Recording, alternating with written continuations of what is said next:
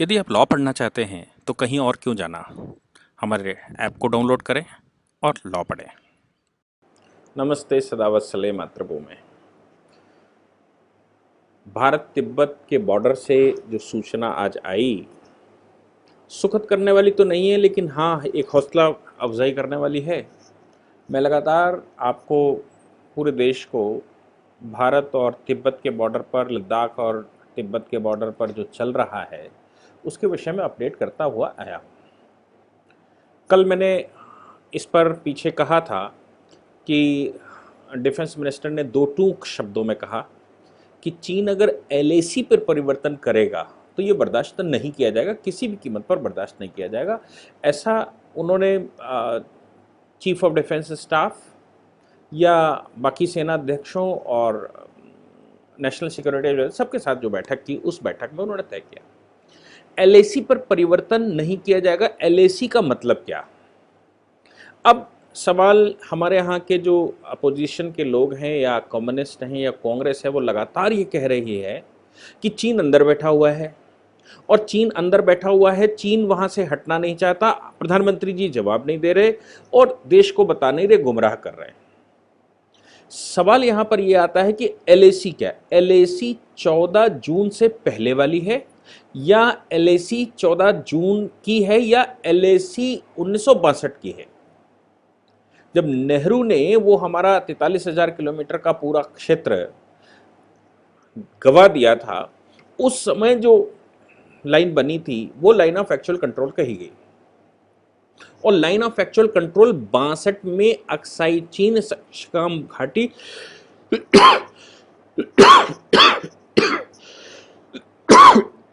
हालांकि सक्षकाम घाटी बाद में गई, लेकिन कम से कम अक्साई चिन की जो बात करें, अक्साई चिन का जो एरिया है वो 62 में हम दे बैठे उनको। कैसे भी जैसे भी गया हो, मैं किसी को ब्लेम नहीं कर रहा, लेकिन वो हम दे बैठे। वहां पर एलएसी बना। 62 की बात जब हम कहते हैं तो सीधी सी बात है कि हम एलएसी उसी को कह रहे हैं। तो राजनाथ सिंह जब ये कह रहे हैं कि एलएसी पर किसी भी प्रकार का संशोधन या बदलाव स्वीकार नहीं किया जाएगा और वो नॉन एक्सेप्टेबल है, तो ये नॉन एक्सेप्टेबल का मतलब सिर्फ इतना है कि 62 की सिचुएशन पर, 62 के युद्ध के बाद की सिचुएशन पर पहुंच जाइए और उसके बाद हम वार्ता करना शुरू करेंगे। हालांकि चीन से वार्ता जब आगे बढ़ी कल और आज, तो अभी चीन ने दो नए ऑफर दे दिए। उन्होंने कहा कि जहां पर हम बैठे हैं पेंगोंग में, वहां पर और जहां पर आप बैठे हो उससे उतने ही पीछे जाइए। जितना आप पीछे जाएंगे उतना हम पीछे जाएंगे, जितना आप डिसआर्मामेंट करेंगे उतना हम डिसआर्मामेंट करेंगे, जितना आप डिस्कलेशन करेंगे उतना हम डिस्कलेशन करेंगे। भारत को क्या कहना था? भारत को यही कहना था कि आप 14 जून मत बताइए, आप एलएसी के उस तरफ जाइए। आप ये कह रहे हैं कि आप जितना पीछे, भाई हम क्यों पीछे जाएंगे? आप एलएसी जहां पर तय हुई थी 62 में, उससे बहुत अंदर बैठे हुए हैं। वो एक्सेप्टेबल है कि कांग्रेस की गलतियों की वजह से बैठे, कांग्रेस ने जमीन बेच दी, राजीव गांधी फाउंडेशन को पैसे दे दिए, या डायरेक्ट हो गया, कांग्रेस सीपीसी का गठबंधन हो गया, वो सब बातें हमको स्वीकार हैं कि ऐसा हुआ होगा। लेकिन कोई ऐसा गठबंधन तो नहीं हुआ किसी भी समय पर कि ये जो बॉर्डर है ये बॉर्डर चेंज कर देंगे या जो एलएसी चेंज कर देंगे। तो हमारी बात यह है कि आप एलएसी के उधर जाइए। तो हमने उनसे कहा कि नहीं, ये हमें स्वीकार नहीं है कि हम जितना डिस्कलेशन करेंगे उतना आप करेंगे। ये सलमान खुर्शीद करते रहे, ये उससे पहले की सरकारें करती रही कि डिस्कलेशन जब वो आगे आते और हम भिड़ जाते तो कुछ हमसे कहा जाता आप पीछे जाइए, वो भी पीछे जाते। और सबसे महत्वपूर्ण बात यह है कि जो 1962 का समय था, उस समय भी यही हुआ था। जब हमारा चीन के साथ कन्फ्लिक्ट हुआ, चीन ने तिब्बत पर कब्जा किया, तिब्बत पर कब्जा करने के बाद वो आगे लद्दाख की तरफ बढ़े। यही गलवान की घाटी थी, यहाँ पर यहीं से विवाद शुरू हुआ था। गलवान की घाटी से उन्होंने कहा हम डिस्कलेशन करेंगे, हम भी डिस्कलेशन। नेहरू जी ने आकर पार्लियामेंट में स्टेटमेंट दे दिया कि चीन के साथ सारे समझौते हो गए हैं, चीन डिस्कलेट कर गया है और हम भी पीछे हट गए। हम पीछे हट गए, चीन डिस्कलेट करके पीछे हट गया। उसका हमने तो पालन किया, लेकिन चीन ने कुछ समय बाद ही, जून तब भी था, जून जुलाई और अगस्त में हमारे ऊपर हमला कर दिया। ये वही अगस्त चल रहा है, ये वही लगभग समय चल रहा है जिस समय चीन से हमारा युद्ध चल रहा था, और ये वही बात वो फिर से कह रहे हैं जो 62 में उन्होंने कहा था कि डीएस्केलेशन कर लीजिए, और हमने कर लिया था। बार बार धोखा भारत खाने वाला नहीं है, इसलिए भारत ने इस बार दो टूक शब्दों में कहा, डीएस्केलेशन सिर्फ आप करेंगे, हम नहीं।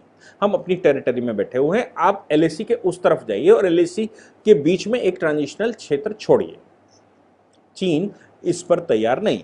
दूसरी बात वो ये कहते हैं कि जहां पर हम बैठे हुए हैं और आप बैठे हुए हैं वहीं पर बैठ जाइए, वहीं पर एलएसी बना लीजिए और एलएसी को पुनः निर्धारित कर लीजिए। भाई एलएसी को क्यों पुनः निर्धारित कर लें? जब पुनः निर्धारित करना है तो इंटरनेशनल बॉर्डर को करेंगे, और इंटरनेशनल बॉर्डर ऐसा है कि हमारा 43,000 किलोमीटर आज आपके कब्जे में है। वो नेहरू की बेवकूफ़ियों की वजह से हम हार गए होंगे, लेकिन आज हिंदुस्तान की सरकार ऐसी नहीं है ना कि वो हार जाएगी। वो नॉन अलाइनमेंट मूवमेंट के पार्ट हुआ करते थे नेहरू जी, और उनसे जब बार बार अटल जी ने संसद में कहा कि हमको सेनाओं को स्ट्रांग करना चाहिए, हमको डिफेंस को स्ट्रांग करना चाहिए, तब वो कहते थे आपको इंटरनेशनल पॉलिटिक्स नहीं मालूम, और हम नॉन अलाइनमेंट मूवमेंट के पार्ट हैं, हम गुटनिरपेक्ष हैं, इसलिए हमें सेनाओं की जरूरत ही नहीं, जब हम किसी से लड़ेंगे नहीं तो हमें उसकी जरूरत नहीं। अटल जी उस समय कहते थे कि कोई गाड़ी एक्सीडेंट में आप नहीं करेंगे, अच्छी सी चला रहे, लेकिन दूसरा नहीं करेगा, ये आवश्यक थोड़ी ना। चीन विस्तारवादी है, अभी अभी वो लगातार हमले करते हुए आया है, उसने अपना विस्तार किया है, तिब्बत पर अभी भी कब्जा किया है, इसलिए हमको सेनाओं की आवश्यकता है। नेहरू जी की उन बेवकूफ़ियों की वजह से हम लड़ने में भी उस समय सक्षम नहीं थे और हम नहीं लड़ पाए। नतीजा निकला कि हम बहुत बड़ा भूभाग चीन के हाथों हार गए। आज फिर से बिपिन रावत जी का स्टेटमेंट आया और उन्होंने कहा हम सैनिक रूप से तैयार हैं, अगर चीन नहीं मानता है और वो पुनः एलएसी की उस जो 62 की लाइन है, उस एलएसी की 62 की लाइन के पीछे नहीं जाता, तो फिर हम दूसरे विकल्प भी अपनी तरफ से इस्तेमाल कर लेंगे। अपनी तरफ से इस्तेमाल करने का मतलब हम कहना चाहते हैं कि अगर अब आप नहीं जाएंगे तो हम भी युद्ध कर सकते हैं आपसे। ऐसा नहीं है कि हम डिफेंसिव बने रहेंगे और आप हमारे ऊपर युद्ध करेंगे और तब हम डिफेंस करेंगे। हमने कहा कि अब बात निकली है, अभी तक तो बात ठीक थी जैसे चल रहा था, लेकिन अब डिस्प्यूट हो ही गया है तो उसका फाइनल सोल्यूशन निकलना चाहिए, और फाइनल सोल्यूशन यह है कि सबसे पहले एलएसी के उधर जाइए, फिर हम वार्ता करना शुरू करते हैं और उस वार्ता में ये तय करेंगे कि आप हमको सक्शगाम घाटी और अक्साई चीन कब वापस दे रहे हैं। इस बात को आपके साथ तय करना है, लेकिन आज अभी किसी भी तरह का नेगोशिएशन नहीं हो सकता। वार्ता हम करते रहेंगे, नो डाउट, हम अपनी तरफ से युद्ध करने के मूड में नहीं होते हैं, लेकिन आप हमारी टेरिटरी को कब्जा किए हुए बैठे हैं, आप जाएंगे नहीं तो हम क्या करेंगे? तो हम वार्ता करके क्या करेंगे? हम अब वार्ता नहीं करेंगे तब तक नहीं करेंगे जब तक आप एलएसी के उस तरफ नहीं जाते। विपिन सिंह रावत का स्टेटमेंट मुझे लगता है कि इस समय की परिस्थितियों में एक विशेष स्टेटमेंट है। प्रधानमंत्री का लाल किले का स्टेटमेंट आज की तारीख में, एलएसी से लेकर एलओसी तक हम तैयार हैं और किसी को भी भटकने नहीं देंगे, एक इंच जमीन छूने नहीं देंगे। प्रधानमंत्री के लद्दाख दौरे के दौरान उनका स्टेटमेंट, राजनाथ सिंह जी के लद्दाख दौरे के दौरान उनका स्टेटमेंट, विदेश मंत्री का स्टेटमेंट और अब सीडीएस का स्टेटमेंट।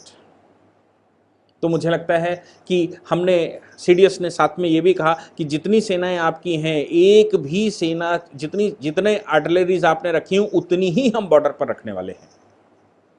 हम अपना पूरा बॉर्डर सजाकर रखने वाले हैं और हम यहाँ से पीछे हटने वाले नहीं हैं, क्योंकि आप हमारी टेरिटरी में हैं, हम पीछे हटें और आप भी पीछे हटें। जो आप पहले करते रहे कि 5 किलोमीटर घुसाए और 3 किलोमीटर पीछे गए, फिर भी 2 किलोमीटर आप कब्जा कर ही लिए, ये कांग्रेस की राजनीति थी, ये हमारी रणनीति राजनीति बिल्कुल नहीं है। इंटरनेशनल पॉलिटिक्स के तहत आपको वो टेरिटरी छोड़नी ही होगी और आपको 62 के जो फिंगर्स हैं, 62 की जो बाउंड्री है, उस बाउंड्री पर एलएसी पर आपको जाना होगा। उसके बाद हम आपसे वार्ता करना शुरू करेंगे।